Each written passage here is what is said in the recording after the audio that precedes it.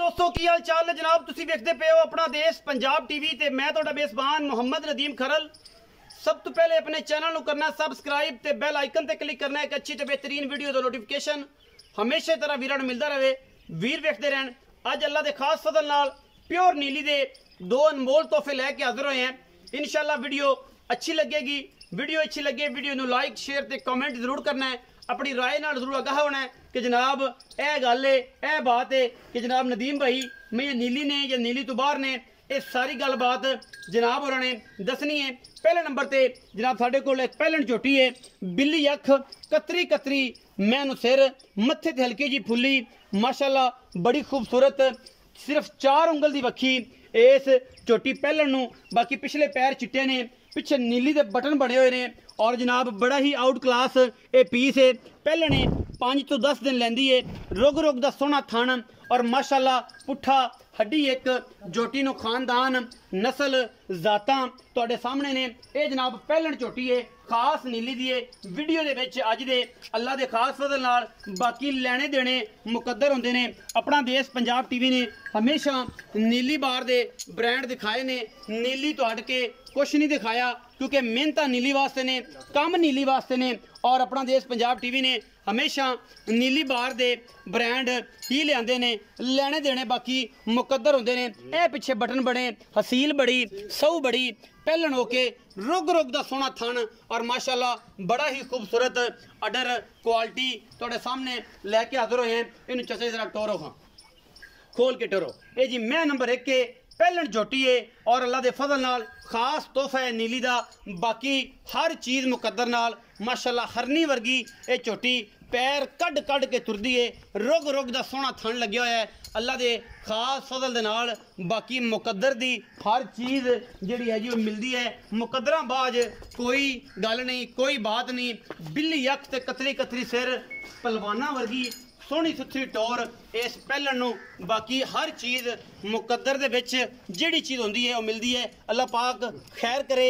माशाल्लाह सोने वर्गी झोटी है खूबसूरत हीरा है खास नीली दा है। कोई बंदा झोटी नूं नीली तो बाहर कढे असी जनाब ताबेदार धुन्नी कौली का कोई निशान किसी पासों मैं दी नास फिन्नी बड़ी खूबसूरत झोटी है। ये जी पहले नंबर ते साडे को आंदी है। मैं नंबर 2 ते जा रहे हैं जी अल्लाह दे फजल नाल। मैं नंबर 2 भी दिखाने हैं। मैं दी जात नस्ल अल्लाह दे खास फजल दे नाल इंशाल्लाह एक तो एक वादे और जनाब गुलाब मैं दा नाम है और ये गुलाब अल्लाह दे फजल नाल ऐसा है कि इंशाल्लाह हमेशा जिथे भी जाएगा मुअत्तर हो जाएगा। और इंशाल्लाह इलाका भी ज़िला भी तहसील भी निशान लगे ने पुराने।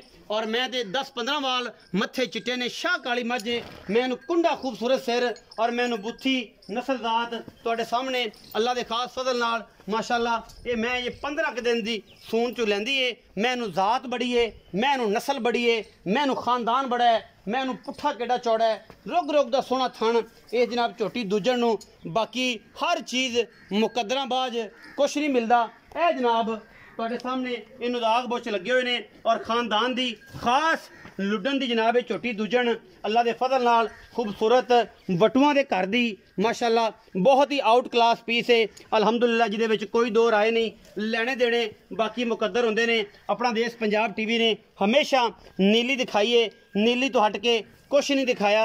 और बाकी गल्लां जिहड़ियां ने जिन्नियां भी कर लो मुकदियां नहीं होंदियां लेकिन चीज़ अच्छी और क्वालिटी वाइज ब्रांड होवे खूबसूरत होवे नस्लों चंगा होवे तो उहदे विच कोई दो राय नहीं होंदी। ये मैनू टोर के विखाओ जी निशान कैमरामैन से दिखा दे जी। मैनू ये नहीं कि ताज़ा ला छड्डे ने पुराने निशान लगे ने वटुआं दे घर दी ये जनाब खूबसूरत तोहफे अल्लाह दे फजल नाल रुग रुग दा सोहना थन मैनू जातां बड़ियां मैनू नस्लां बड़ियां खून पित्त पूरा कोई धुन्नी कौली दा किसी पासों कोई निशान कोई बंदा साबित कर देवे जनाब असी ताबेदार और अल्लाह दे फजल नाल कोशिश और मेहनत हमेशा नीली वास्ते है।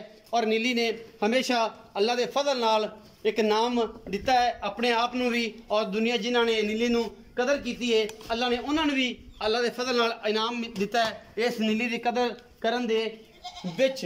बाकी जनाब ये मझ दी नस्ल नुसल तुहाडे सामने कोई धुन्नी दा कोई कौली दा अगले पैर सुंब मझ दे माशाल्लाह जे किते बने होण मसला होए ते असी जनाब ताबेदार हैं। पूरे पैर अगले पैर सोहने पिछले उन्ने सोहने मैं दा बच्चा है 18 तो 20 लीटर मैं इसने दुध नहीं करना तो फिर किसे नहीं करना। मैं माशाल्लाह ज़ातों नस्लों खानदानों पूरी और पूरा ये जनाब तोहफा है नीली बार का अल्लाह के खास फजल दे नाल। आखिर ते गल्लां करांगे मालिक दे नाल, उन्हां नूं पुछने हैं कि इहदी की गल बात है। आओ खां जी, आ जाओ जी। भाई नवीद अस्सलाम वालेकुम। वालेकुम सलाम। भाई नवीद की हाल चाल? ठीक जी, शुक्र सेहत ठीक है, खैर खैर तबीयत ठीक है। भाई नवीद 2 महीने ने बड़ी मुहब्बत तुहाडी कि तुसीं इन्हां पंदों मुहब्बत कीती ते बुलाया है। ते ये ਜਿਹੜੀ पहले नंबर वाली मैं पहलने जी भाई, ये किन्ने क दिन लैंदी?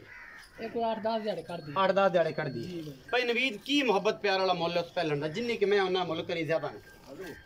4,30,000 4,30,000 रुपये उस पहलन दा जी। ना यार पक्की गल कर इको